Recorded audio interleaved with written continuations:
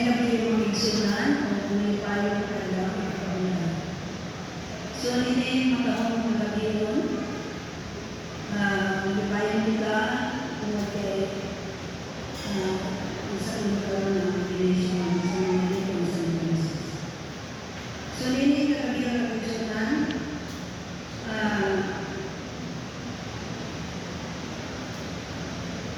magkakala po gamay na ngayon, makita tayo sa Colossians 3 verses 23 to 24.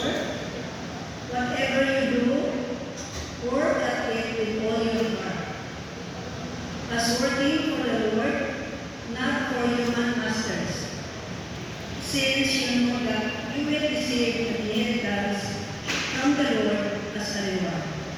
It is the Lord Christ you are serving. So, ito nila itulong ako po din sa meaning of verse. Work with all your heart. Kailangan kung magtrabaho ka ang mga kawalan mo ng mga businesses, magtrabaho ka, siguro ka kasi-kasi, as diligence and dedication in serving to God. Then work for the Lord, not for men. Let us please God, not seek praise from others. Then reward